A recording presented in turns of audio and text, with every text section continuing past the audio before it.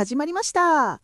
今夜も私たちのレイトナイトジャパニーズチャットの時間ですよ。はい。この番組は日本語を勉強している皆さんと一緒に日本の友達同士のリアルな会話や最近の流行を深夜の電話みたいにゆるっと共有する番組です。私たち美咲とのぞみがお届けします。ねえのぞみ、最近 X で見た？アメリカのバーベキューの写真がすごくバズってたやつ。見た。お肉が大きすぎてびっくりした。もう漫画だった。だよね、憧れる。あれ見て日本ではあんな感じじゃないよなってなったんだよね。私もなった。でもそもそも日本のバーベキューってなんだ？焼肉なのかな。いろいろ種類があるよね。今日はそれを語り尽くしましょう。お腹空いてきた。今日は絶対お肉を食べる。だね。これ終わったら食べに行こう。それではスタートです。まず外でバーベキューをするパターンから話そうか。日本でも外でやることはあるよね。公園とかキャンプ場とか川の近くとか。キャンプブームであったからキャンプ場でバーベキューする人すごく増えたよね。増えた。コンロと炭を持って行って外で焼くの楽しいよね。自然の中で食べると何でも美味しく感じるし。あと河原でバーベキューするのも定番だよね。川の近くにバーベキューできるスペースがある場所って結構あるし。そうそう。夏になると河原でやってる人たちをよく見かける。日本の家は敷地が小さいから庭でバーベキューするのはなかなか難しいよね。難しい。匂いや煙で近所の人に迷惑がかかるから、河原やキャンプ場みたいな専用の場所でやるものってイメージが強いかな。そうそう、ご近所問題に発展しちゃう。アメリカみたいに庭でざっくりやる感じは日本ではあまり一般的じゃないよね。そうだね。だからバズった写真、余計に羨ましく見えるのかも。庭でドーンとやれる生活、憧れってなるよね。家の大きさから全然違うんだよね。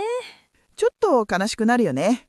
でもまあ、日本には日本のスタイルがあるからね。そうそう、日本のスタイルも悪くない。じゃあ、日本人が一番よくやる焼肉って何かっていうと、実は室内が多いんだよね。そう、外でキャンプバーベキューより家でホットプレートを出してやる焼肉の方が身近かも。ホットプレートってテーブルの上に置ける電気式の鉄板なんだけど、日本の家庭には割とあるんだよね。あるある、うちにもある。焼肉の時だけじゃなくてお好み焼きとかたこ焼きとかにも使えるから便利なんだよね。ホットプレートを出す日ってなんか今日は特別感があってテンション上がる。わかる。家族みんながテーブルを囲んでワイワイしながら焼くのすごく楽しいよね。日曜日って感じ。同じ。めっちゃ日曜日って感じするよね。なんでだ？一つ困るのが匂いと煙がすごいことだけど。それはある。次の日にまで服に匂いが残ったりするよね。最近は煙が出にくいホットプレートも出てきてるみたいだけど。でも匂いがしてきたら、焼肉始まったって分かって、それも含めて好きなんだよね。お腹も空いてくるし。そして家以外だと焼肉屋さんに行くパターンもあるよね。焼肉屋さん好き。テーブルに小さなコンロが埋め込んであって、そこでお肉を焼くスタイル。煙を吸う無煙ロースターがついてるお店が多いよね。そうそう。あれがあると匂いも少なくて服に残りにくいからいい。焼肉屋さんって食べ放題のお店も多いよね。多い。食べ放題でなんとか円みたいなお店よく見かける。学生の時よく行ったな。でもさ、焼肉屋さんって最近一人焼肉もすごく増えてるよね。増えてる。焼肉ライクとか一人でカウンター席に座って焼ける専門店が出てきて。前は焼肉ってグループで行くものってイメージが強かったけど、一人でも全然行けるようになったよね。一人だと好きなものだけ頼めるし、マイペースに食べられるから逆に最高なんだよね。わかる。今日は一人でカルビだけ食べたい気分みたいな時、一人焼肉は最強だよね。一人なんとかってのは日本ならではかもね。一人焼肉デビューしてみたい人、ぜひ挑戦してみてください。そして焼肉に欠かせないのがタレだよね。タレ。日本の焼肉、タレの種類が本当に多いよね。焼肉屋さんに行くとテーブルにいっぱい並んでるよね。甘口、辛口、塩だれ、ニンニクだれ、ごまだれとか。スーパーで売ってる焼肉のタレも選ぶの大変なくらい種類が多くて。エバラ焼肉のタレが有名で、甘口、中辛、辛口があって。私は甘めのタレが好き。タレの甘みとお肉の脂が合わさってご飯が止まらなくなる。わかる。あと最近はレモン系のさっぱりしたタレとかコチュジャン系とかバリエーションが増えてきてるよね。タレ選びも焼肉の楽しみの一つだよね。皆さんは何タレ派ですか？あとさ、焼肉系で言うと韓国のサムギョプサルも外せないよね。好き好き。豚のバラ肉を厚切りにして焼いて、レタスやエゴマの葉で包んで食べるやつ。あのラップスタイルが美味しいんだよね。コチュジャンとニンニクを一緒に巻いて。一口で入らないくらい大きくなっても気にせず口に入れるの、あれが楽しい。日本でも韓国料理屋さんで食べられるし、家でホットプレートで作る人も多いよね。うん、韓国のスタイル、日本ですごく定着してるよね。お肉を焼いて食べる文化が似てるから自然と馴染むのかも。そうだよね。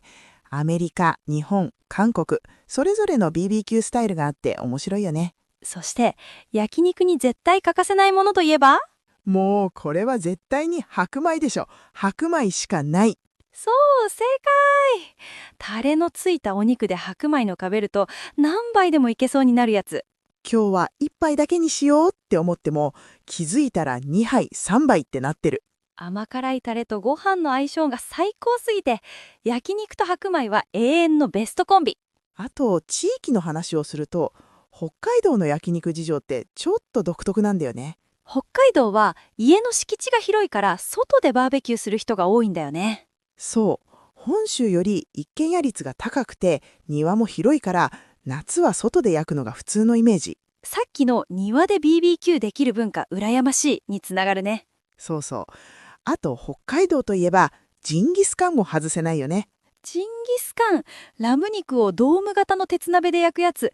北海道では定番の食べ方だよね。最初ラム肉って独特の風味があるから苦手な人もいるけど、食べたらハマる人も多いんだよね。